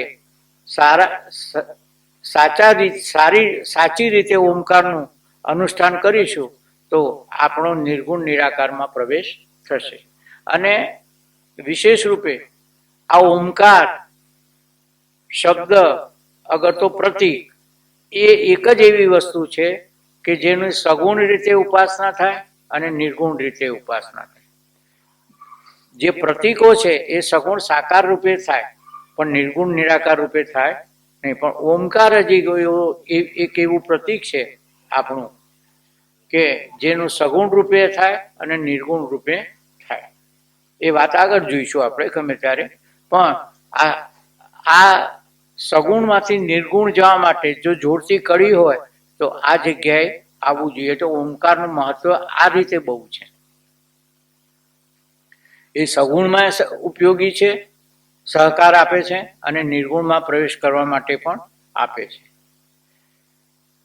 બ્રહ્મને સૃષ્ટિના આરંભમાં જીવોના પરિપક્વ થયેલા કર્મોના નિમિત્તથી જીવોના ભોગ માટે એકોહમ શ્યામ છું, એક છું અને અનેક રૂપે થવું એવી ઈચ્છા થઈ અને એમાંથી માયામાં ક્ષોભ થયો અને એમાં આકાશ, વાયુ, તેજ, જળ, પૃથ્વી એમ 5 ભૂત થયા. શબ્દ, સ્પર્શ, રૂપ, રસ, ગંધ એમના ગુણ બન્યા અને એ પંચભૂતોનું પંચીકરણ નહોતું થયું ત્યાં સુધી અપંચીકૃત હતા અને તેમાંથી સમષ્ટિ અને વ્યષ્ટિ સૂક્ષ્મ સૃષ્ટિ ઉત્પન્ન થઈ. એટલે પંચીકૃત નહોતા થયા ત્યાં સુધી એ કેવી હતી? વ્યષ્ટિ અને સમષ્ટિ સૂક્ષ્મ સૃષ્ટિ ઉત્પન્ન થઈ હતી, એટલે બીજ રૂપે હતી. એટલે પેલી એને તન્માત્રા પણ કહેવાય છે. એને તન્માત્રા, સૂક્ષ્મ ભૂતને તન્માત્રા પણ કહેવાય છે. તો આજે ગંધ, રસ, તેજ, સ્પર્શ અને શબ્દ એ જે 5 છે ને એ તન્માત્રાઓ કહેવાય છે, એટલે સૂક્ષ્મભૂત. અને એ સૂક્ષ્મભૂતમાંથી આ સ્થૂળભૂત ઉત્પન્ન થાય છે, એટલે વિકાસ થાય છે. એટલે આ જે શબ્દ છે અને આકાશ એ વાત આપણે જોઈ ગયા છીએ. તો એમાં જેમ જેમ વિકાસ થાય છે તેમ તેમ આપણામાં પણ આકાશના તત્વોનો વિકાસ થાય છે ને, આ વાત આપણે જોઈ ગયા છીએ. તેમાંથી સમષ્ટિ વ્યષ્ટિરૂપ સૂક્ષ્મ સૃષ્ટિ ઉત્પન્ન થઈ. પછી ઈશ્વરના ઈચ્છાથી એનું પંચીકરણ થયું અને એમાં સમષ્ટિ વ્યષ્ટિરૂપ સ્થૂળ સૃષ્ટિ ઉત્પન્ન થઈ. એમાં સમષ્ટિ સ્થૂળ સૂક્ષ્મ કારણ પ્રપંચનો અભિમાની ઈશ્વર છે. એટલે સમષ્ટિનો અભિમાની કોણ છે? ઈશ્વર. અને વ્યષ્ટિ સ્થૂળ સૂક્ષ્મ અને કારણનો અભિમાની જીવ છે. એટલે જીવકૃત સૃષ્ટિ અને ઈશ્વરકૃત સૃષ્ટિ આપણે જોઈ ગયા છે ને આગળ. એમાં ઈશ્વર અને જીવ, એટલે તેમાં ઈશ્વર અને જીવમાં ઈશ્વર સર્વજ્ઞ હોવાથી તથા તે માયા તેને આધીન હોવાથી, એટલે માયાપતિ છે ખરા ને.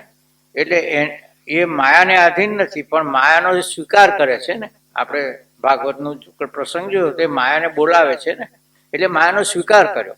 એટલે માયાપતિ છે. માયા એના ઉપર રાજ કરી શકે એવું નથી, પણ અવિદ્યા જીવ ઉપર રાજ કરે છે.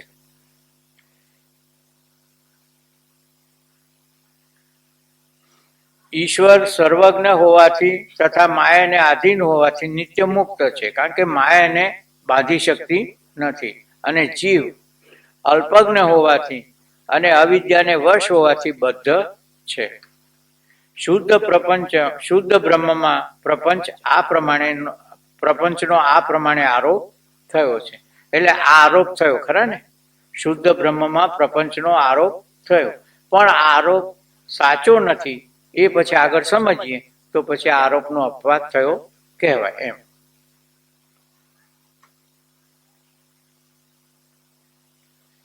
શુદ્ધ બ્રહ્મમાં પ્રપંચનો આરોપ આ પ્રમાણે થયો છે. શિષ્ય પૂછે છે, શુદ્ધ બ્રહ્મમાં આરોપ સત્ય છે કે મિથ્યા? હવે આરોપ થયો તો આરોપ સાચો હોય નહીં.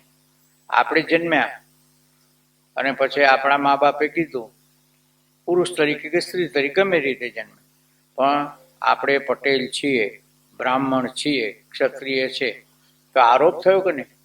એટલે આરોપ તો કલ્પિત છે ને. મનુષ્ય તરીકે જન્મ્યા હતા પણ આપણા વડીલોએ કીધું કે આપણે બ્રાહ્મણ છીએ કે પટેલ છીએ કે ક્ષત્રિય છે, તો એ આરોપ થયો. પછી તારું આ નામ છે તો નામે પણ આરોપ થયો ને, અને એનો અપવાદ કરવો કરી શકીએ કે નહીં? આ પટેલપણું અને નામ, મારું નામ રાજુ કે દીપન, એ બદલવું તો બદલી શકાય કે ના બદલી શકાય? હા કે ના?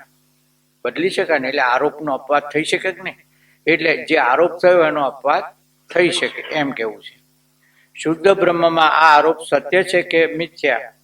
જેમ છીપોલીમાં રૂપું, કાગળ અથવા અબ્રકની પેઠે, અગર તો ઠૂણકામાં ચૂર, અગર તો મરુભૂમિમાં જળના દર્શનની પેઠે, આ આરોપ મિથ્યા છે, આરોપ સાચો નથી. એમ શુદ્ધ બ્રહ્મમાં જગતનો જે આરોપ થયો એ આરોપ સાચો નથી. એટલે આરોપ થયા પછી એનો અપવાદ થઈ શક્યા. એ આરોપ સાચી થયો તો આરોપનું કારણ અજ્ઞાન છે. ગુરુ કહે છે કે આ પેલું શિષ્ય પૂછે છે કે આરોપ શાથી થયો, તો અજ્ઞાન છે તો આરોપ થયો છે. જેમ દોરડીનું અજ્ઞાન છે તો સાપની પ્રતીતિ છે એટલે આરોપ થયો ને.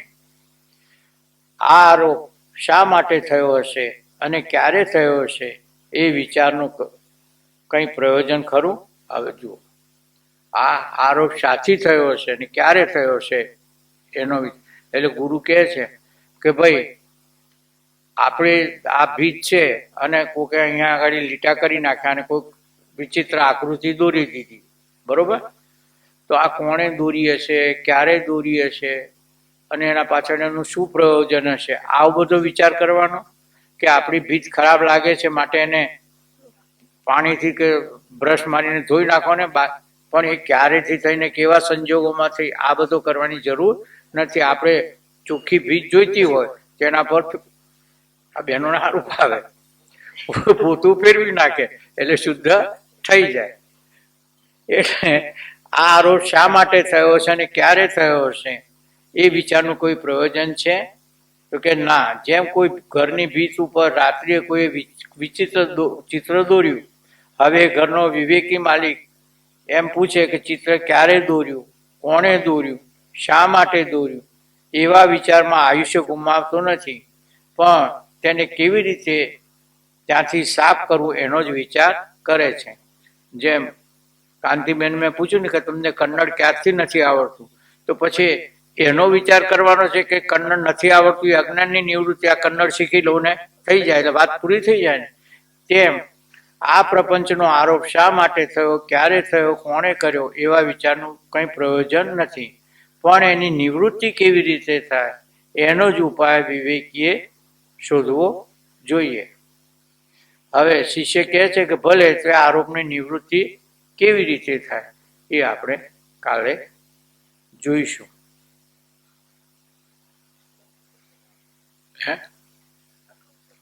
એટલે પૂરું કરી નાખીએ. તમને વાંધો ના આવે, મને વાંધો નથી. તમને દોવાનો વખત થયો હોય તો અમારે ભાઈ કંપામાં પૂછવું પડે. ભાઈ 4:30 થાય ને એટલે કંપામાં બહેનો ઊંચી નીચી થાય કે ભાઈ હવે દોવાનો વખત થયો. ભલે તો આરોપની નિવૃત્તિ કેવી રીતે થાય? બ્રહ્મ જ્ઞાનથી માયા અને અવિદ્યાની નિવૃત્તિ થાય. એટલે બ્રહ્મ જ્ઞાનથી, બીજા કોઈ જ્ઞાનથી નહીં. એટલે લૌકિક જ્ઞાનથી નહીં પણ બ્રહ્મ વિદ્યાથી. તેનાથી કાર્ય સહિત પ્રકૃતિની નિવૃત્તિ થાય છે. એટલે બ્રહ્મ સ્વરૂપનું જ્ઞાન થાય તો માયા અને એનું કાર્ય જગત, જેમ અવિદ્યા અને એનું કાર્ય જીવ, એ બંનેની નિવૃત્તિ થાય. એટલે આપણે જીવપણે મરવાની તૈયારી જોઈએ. હવે જયંતિભાઈ કરી નાખવાની, ભલે થઈ જાય. પ્રકૃતિથી બ્રહ્મ અને બ્રહ્મના સંબંધની નિવૃત્તિ થાય છે. પ્રકૃતિની નિવૃત્તિથી, હવે પ્રકૃતિની એટલે માયા જ ગઈ, અવિદ્યા ગઈ, તો બ્રહ્મ અને બ્રહ્મના સંબંધની એટલે એને બ્રહ્મને સંબંધ થયો તો એ પરસ્પર જે સંબંધ થયો તો એની નિવૃત્તિ થઈ જાય કે નહીં? એટલે જે પેલી 5 6 કીધી, 5 કીધા અને પછી એનો પરસ્પર સંબંધ એવું 6ઠું કીધું હતું ને આગળ, તો એ સંબંધની નિવૃત્તિ થઈ ગઈ ને. અને એ સંબંધની નિવૃત્તિથી જીવ ભાવ અને ઈશ્વર ભાવની નિવૃત્તિ થાય. અને એ ભાવ નિવૃત્ત થતા જીવ અને ઈશ્વરના ભેદની નિવૃત્તિ થાય. એટલે જીવ અને ઈશ્વરનો ભેદ નિવૃત્ત થાય. એટલે જીવ જીવપણું છોડે તો ઈશ્વર ઈશ્વરપણું છોડે. આ વાત આપણે સવારે જોઈ હતી દ્રષ્ટાંતથી. અને ભેદ દૂર થતા બંધનની નિવૃત્તિ થવાથી મોક્ષ સિદ્ધ થાય છે. એટલે બંધનની જે મને ભ્રાંતિ હતી તો ચિદાનંદ રૂપ શિવોહમ શિવોહમ એ અનુભૂતિ થાય છે. આ પ્રમાણે બ્રહ્મ જ્ઞાન થવાથી એક જ વખતે સર્વ આરોપોની નિવૃત્તિ થાય છે. જે 5 પેલા આરોપો થયા છે એ 5 આરોપોની નિવૃત્તિ થાય છે. અને આ નિવૃત્તિને અર્થ અપવાદ છે. આ નિવૃત્તિ એ જ અપવાદ. એટલે આ આરોપ કરવો પડે અને આરોપ કરીને પછી આ પ્રમાણે અપવાદ કરાય. એક અપવાદની વાત કરતા સમજાવતા કહે છે કે ગરીબ માણસ બજારમાં ફરતા ફરતા એક ચોકસીની દુકાન આગળ થઈને જતો હતો અને એણે ચાંદીનો ટુકડો દુકાનના પગથિયા નીચે પડેલો જોયો અને બજારમાં અવર જવર બહુ હતી એટલે અને દુકાનદારે બેઠેલો હોય ને થાણા ઉપર એની જગ્યાએ એટલે એ વખતે પેલું લઈ શકાય નહીં ચાંદીનો ટુકડો એટલે એમ કે હવે સંધ્યાનો ટાઈમ થવા આવ્યો છે તો હું સામે બેસું ક્યાંક જગ્યા હતી સામે બેઠો અને એમ કે સંધ્યા થશે અને પછી આ બધા વસ્તી થવા માંડશે એટલે કે દુકાનો કરીને બધા ઘેર જશે એટલે પેલો ચાંદીનો ટુકડો હું લઈ લઈશ. આ અવર જવર ઓછી થશે એટલે ચાંદીનો ટુકડો લઈને હું ઘેર જઈશ આવો વિચાર કરી એ ઓટલે બેસી રહ્યો. સંધ્યાકાળ થતા જ માલિક ઘેર જતા પેલા માણસે પેલો જે બ્રાહ્મણ બેઠો અરે ગરીબ બેઠો હતો એને ચાંદીનો કકડો ઉપાડ્યો અને જોયું તો શું હતું? છીપલી. અને લાગ્યું કે આ તો છેતરાયો, ચાંદી નથી પણ છીપોલી હતી. એટલે ચાંદીનો આરોપ થયો પણ સમજ પડતા પછી એ ચાંદી રાખે ખરો? ફેંકી દે ને પછી ગમે હે. એટલે આમ છીપોલીમાં ભ્રાંતિથી ચાંદી કલ્પી એ ચાંદીનો આરોપ કર્યો અને છીપોલીના વિશેષ સ્વરૂપનું જ્ઞાન થતા આ ચાંદી નથી પણ છીપોલી છે એવો નિશ્ચય થયો. અહીં ચાંદી નથી એ પ્રમાણે કલ્પિત ચાંદીની અને ચાંદીના જ્ઞાનની નિવૃત્તિ એને ચાંદીનો અપવાદ કહે છે. એટલે ચાંદી એ ફેંકી દીધી એટલે ચાંદીની સમજ હતી એ અને જે હાથમાં ચાંદી હતી એ ચાંદી પદાર્થ અને ચાંદીનું જ્ઞાન. એટલે આને બીજા રીતે કહીએ તો અર્થાધ્યાસ અને જ્ઞાનાધ્યાસ એક સાથે થાય અને એક સાથે નિવૃત્ત થાય. સાપ છે તો પછી ભય આ કરડશે મને, આ સાપ છે એ અર્થાધ્યાસ થયો અને અર્થાધ્યાસ થાય અને સાથે સાથે જ્ઞાન પણ થાય કે આ મને કરડશે એટલે પછી પરસેવો વળે. બરોબર. પણ સમજ પડી કે આ તો દોરડી છે તો પછી એ સાપે ગયો અને સાપના લીધે જે ભય હતો એ ભયની પણ નિવૃત્તિ થઈ ગઈ ને એમ અર્થાધ્યાસ અને જ્ઞાનાધ્યાસ બંનેની નિવૃત્તિ થાય જ્ઞાનથી. ચાંદી નથી એ પ્રમાણે કલ્પિત ચાંદીની અને ચાંદીના જ્ઞાનની નિવૃત્તિ તેને ચાંદીનો અપવાદ કહે છે. અને અપવાદ થવાથી એનો અર્થ અને એનું જ્ઞાન બંનેની નિવૃત્તિ થાય. તેને પ્રપંચ અને તેના જ્ઞાનનો બાદ એટલે નિવૃત્તિ કરવાથી અધિષ્ઠાન રૂપ શુદ્ધ બ્રહ્મનું જે બાકી રહેવું તેને અપવાદ કહે છે. રહેવું તે અપવાદ કહે છે. શિષ્ય કહે છે કે આ બ્રહ્મ જ્ઞાન જે સર્વ આરોપોની નિવૃત્તિ કરે છે તે સાથી થાય. આ બ્રહ્મજ્ઞાન કીધું ખરું પણ એ બ્રહ્મજ્ઞાનનો કેવી રીતે થાય? કહે છે કે આ બ્રહ્મજ્ઞાન જે પ્રકારના વિચારથી થાય છે એ વિચારવા હવે હું તને કહું છું, તું તે એક ચિત્તે શ્રવણ કર. એટલે આ બ્રહ્મજ્ઞાન છે એ કોઈ કર્મનું પરિણામ નથી. આગળ આવી ગયું ને કે પણ એ વિચારથી વસ્તુ સિદ્ધિ વિચારેણ ન કોટી કર્મભી જે શંકરાચાર્ય ભગવાનનું છે એ એમ કે આ સ્વરૂપનું જ્ઞાન આપણને વિચારથી થશે, કર્મથી થશે નહીં. આ વાત આપણે જોઈ અને બીજો વિશ્રામ પૂરો થયો. હવે ત્રીજો વિશ્રામ. હવે આ બ્રહ્મ જ્ઞાનમાં પહેલો જ કે હું કોણ છું એ વિશે. એમાં 3 ભાગ છે. 3 વિભાગમાં આગળ આપણને સમજ આવશે. એટલે હું કોણ છું એ વિશે આપણે કાલે વિચાર કરીશું. ઓમ પૂર્ણમદ પૂર્ણમિદં પૂર્ણાત પૂર્ણમુદચ્યતે પૂર્ણસ્ય પૂર્ણમાદાય પૂર્ણમેવાવશિષ્યતે. ઓમ શાંતિ શાંતિ.